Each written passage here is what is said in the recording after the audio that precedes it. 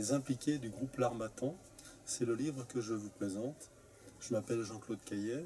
Il paraît que je suis l'auteur de ce livre. Mais cela n'a pas d'importance, même si le livre raconte un peu de mon histoire personnelle. Il retrace un parcours philosophique, et je mets des guillemets à philosophique parce que les philosophes officiellement reconnus ne s'y retrouveront peut-être pas. Un parcours philosophique tout de même, au nom de la recherche du sens de l'existence, et cette fois-ci sans guillemets et avec un S majuscule, un sens qui puisse éclairer nos vies. Un cheminement personnel, sans nul doute, mais qui espère avoir rencontré quelques vérités qui méritent d'être partagées. Avec méthode, véritable travers de ma culture d'ingénieur, ce qui n'empêche pas quelques sentiments, voire un peu de poésie, j'ai examiné les questions fondamentales que chacun se pose à un moment ou à un autre de sa vie. Bien sûr, se sont trouvées au centre de la réflexion les questions de la mort, de la possibilité de l'existence d'un au-delà de la mort et de l'existence d'un Dieu. Et finalement, je n'ai pas pu éviter de parler du fait religieux. Mais je n'appartiens plus à aucune religion. Elles se disent au service de Dieu, alors qu'elles sont, au moins en Europe, les causes mêmes de la mort de Dieu par leur sclérose et leur dogmatisme. Raison et transcendance. Ce titre que l'éditeur m'a proposé est un peu ronflant. J'étais parti pour quelque chose de plus léger. Mais n'est-ce pas prétentieux d'ailleurs de vouloir réconcilier la froide raison avec la soif de transcendance, cette disposition humaine entre émerveillement de la beauté du monde et besoin d'inscrire sa vie dans un projet qui la dépasse. Cette réconciliation est-elle vraiment possible? Eh bien, je crois que oui, c'est possible, à condition seulement de bien identifier les hypothèses de nos raisonnements et d'admettre le caractère provisoire de leurs conclusions.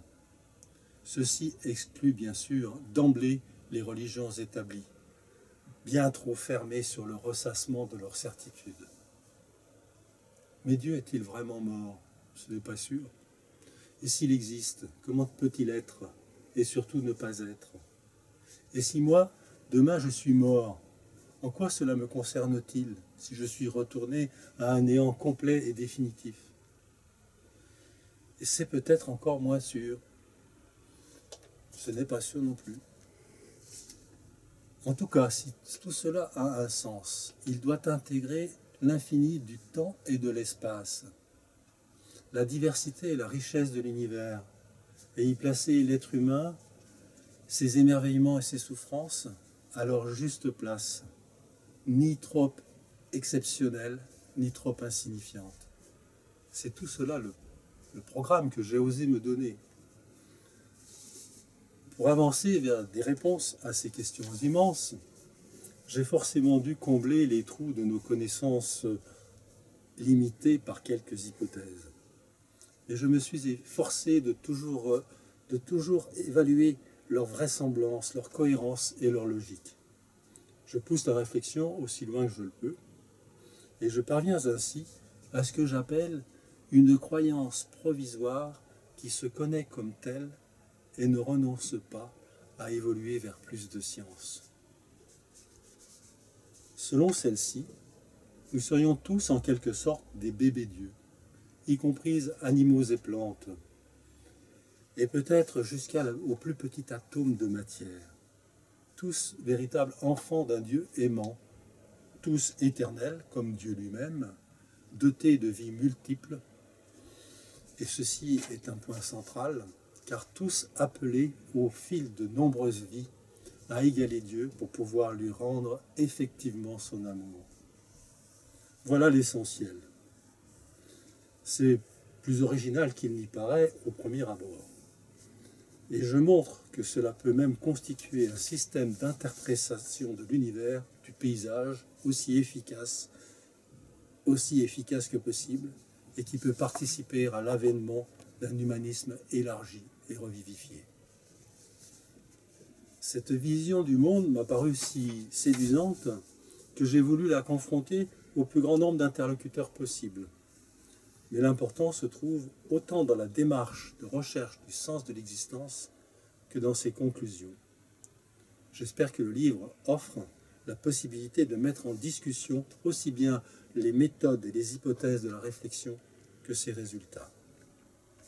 Pour finir, ou plutôt pour continuer, j'esquisse les grands traits d'une communauté d'honnêtes chercheurs de sens, à laquelle j'aspire en dehors de toute religion. Cette communauté intégrerait toutes les croyances qui se reconnaissent imparfaites et provisoires, admettant ou pas la possibilité d'un au-delà et d'un Dieu.